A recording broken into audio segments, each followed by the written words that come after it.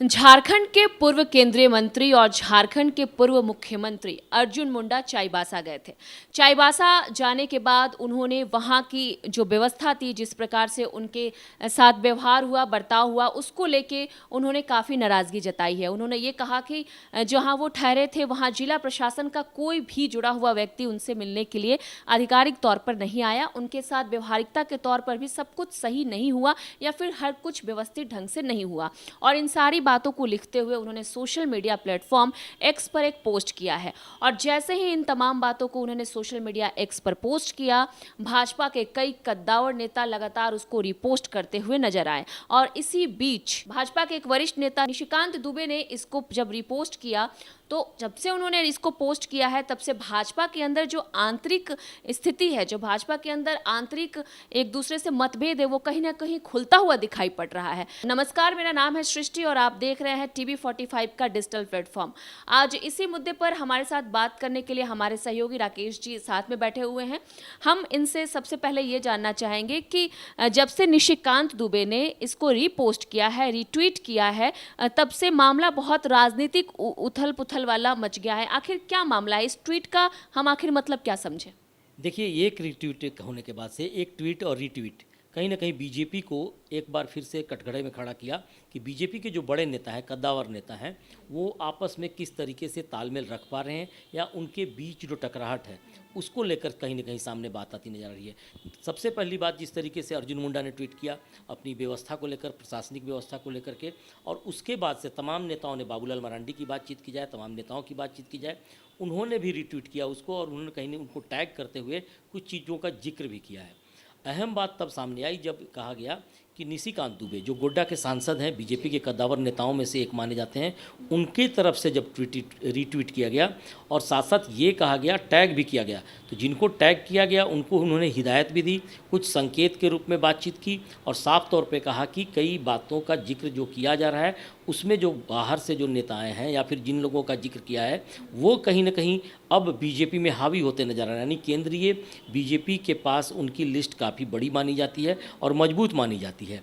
उसके पीछे कई कारण भी बताए हैं उन्होंने, बंगाल के चुनाव की बातचीत की जाए या फिर अन्य बातों की बातचीत की जाए जो आपस में टकराहट कहीं ना कहीं देख रहे थे। तो ये सारी चीज़ें जब सामने आई तब ऐसा महसूस हो रहा है कि झारखंड के जो बड़े नेता हैं, खास करके पूर्व मुख्यमंत्री पांचों की बात की जाए या फिर कई बड़े नेता हैं जो राज्यसभा सांसद में दीपक प्रकाश हों, आदित्य साहू जो प्रदेश के अध्यक्ष हैं, इन सब के बीच में एक अलग अलग गुट माना जाता है।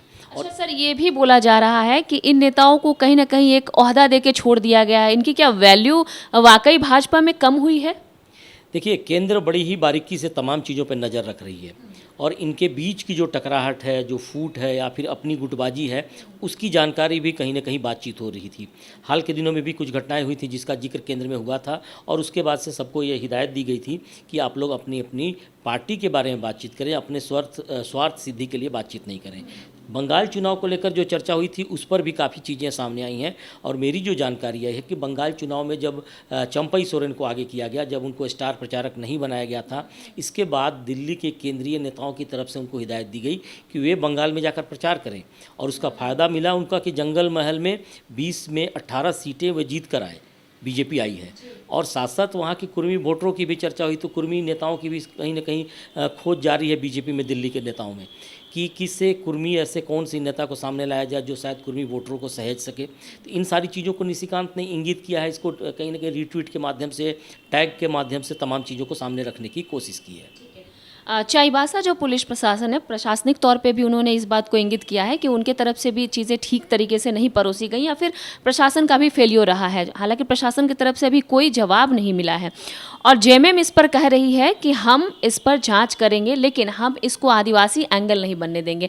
तो क्या ये मुद्दा कहीं ना कहीं आदिवासी एंगल लेता हुआ दिखाई पड़ रहा है? देखिए, ये इस बार का जो खास करके अर्जुन मुंडा का जो चाईबासा दौरा हुआ है, कई मायनों में अब राजनीतिक रूप लेता जा रहा है। खास करके आप देख रही होंगी कि जिस तरीके से केंद्र में बीजेपी की सरकार है, झारखंड में जेएमएम की सरकार है, तो आपस में टकराहट पहले भी दिखाई देती रही है, दोनों की तरफ से दावे किए जाते हैं। अर्जुन मुंडा ने जिस प्रकार से जिक्र किया है कि प्रशासन कहीं ना कहीं प्रोटोकॉल का ख्याल नहीं रखा है और अपनी इस राज्य की सरकार के कुछ निर्देशों का पालन करते हुए शायद इस तरह की हरकत की है। लेकिन सवाल ये खड़ा हो रहा है कि आखिर अर्जुन मुंडा के इस ट्वीट के बाद से जो पार्टी के अंदर के नेताओं के बीच जो रीट्वीट हुई है और एक दूसरे को संकेत दिया गया है, निशिकांत का जो इंडिकेशन है साफ तौर पे कि चंपई सोरेन जेएमएम से आए हैं। कुर्मी नेताओं की बातचीत की जाए तो बड़े नेताओं में सुदेश महतो का नाम सामने आता है जो एनडीए में कहीं ना कहीं साथ देते हैं। तो इन दोनों की भूमिका दिल्ली में बीजेपी में क्या होगी, किस तरीके से इनको देखा जाएगा, इस पर बड़ी ही बारीकी से नज़र रखी जा रही है। अभी जिस तरीके से निशिकांत ने जो संकेत दिए हैं उसमें साफ तौर पे कहा है कि अगर आप लोग एकजुट नहीं हो, यानी कि बाबूलाल मरांडी हों, अर्जुन मुंडा हों, मधु कोड़ा हों, या फिर कहा जा सकता है दीपक प्रकाश हों, आदित्य साहू हों, ये 3 4 5 जो नाम आते हैं, ये अगर एकजुटता नहीं दिखाते हैं तो चंपई सोरेन जो जेएमएम से आकर बीजेपी में अपना कद को बढ़ा रहे हैं, और साथ साथ कुर्मी वोटरों की बातचीत की जाए तो सुदेश महतो की भूमिका काफ़ी अहम हो सकती है। तो इनकी भूमिका कहीं ना कहीं नगण्य होती जाएगी और ये हाशिए पे आ सकते हैं और इनकी तवज्जो जो इनको जो जिम्मेदारी मिलनी चाहिए वे नहीं मिल पाएगी। तो ये एक बड़ा संकेत दिया है निशिकांत दुबे ने कि आपसी गुटबाजी छोड़कर आप लोग अगर सामने बीजेपी के नेता के रूप में सामने आएंगे तो शायद राज्य में बीजेपी मजबूत होगी। ठीक है, वाकई ये सोचने वाली बात है क्योंकि एक निशिकांत दुबे के ट्वीट करने की वजह से झारखंड के राजनीतिक उथल पुथल है उसको हम आसानी से देख पा रहे हैं और समझ पा रहे हैं। एक बहुत अहम सवाल मैं ये जानना चाहूँगी कि अभी तुरंत बंगाल विधानसभा चुनाव संपन्न हुआ है। बंगाल विधानसभा चुनाव का रिजल्ट जैसे या नतीजे जैसे ही घोषित हुआ, झारखंड का जो सियासी अभी वर्तमान की स्थिति है वो पूरी तरीके से बदल गई है। ऐसा माना जा रहा है कि झारखंड जो भाजपा है उसकी आंतरिक जो स्थिति है बहुत ठीक नहीं है। आप इसको किस नज़रिए से देखते? देखिए, हमारी बातचीत लगातार हो रही थी। अभी भी आज भी मैंने कुछ बीजेपी के कद्दावर नेताओं से, कुछ उनके ऐसे लोगों से बातचीत की जो झारखंड पे नज़र रखते हैं। उनकी तरफ से फ़िलहाल यही कहा जा रहा है कि अभी किसी तरह की कोई बातचीत नहीं हुई है। एक बात ज़रूर राजनीतिक हलकों में चर्चा जरूर तेज है कि बीजेपी बाहर से समर्थन दे सकती है और हो सकता है कि कांग्रेस मुक्त झारखंड को रखा जाए और सरकार फिर से एक बार हेमंत सोरेन जो आगे सरकार नई सरकार के रूप में बनाने की कोशिश करें, और उसमें किस तरह की रणनीति बनेगी ये देखने वाली बात होगी। जरूर कहा जा सकता है कि बीजेपी जिस तरीके से रणनीति बनाने की कोशिश कर रही है उसमें केंद्रीय नेताओं की ही भूमिका नज़र आ रही है।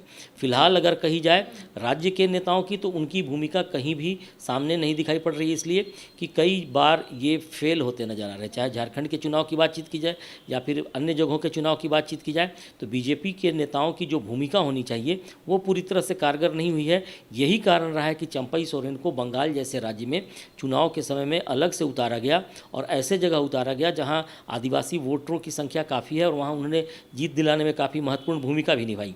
तो फिलहाल की बातचीत की जाए तो ये बड़े संकेत सामने जरूर आ रहे हैं कि क्या कुछ राजनीतिक होगी, किस तरीके से राजनीति आगे बढ़ेगी। लेकिन राज्य में जो कुछ चल रहा है खास करके बीजेपी के अंदर वो सब कुछ ठीक तो नहीं चल रहा है, जिसका खामियाजा बीजेपी को भुगतना पड़ सकता है, उनके बड़े नेताओं को भुगतना पड़ सकता है, जिसका इशारा निशिकांत दुबे ने किया है।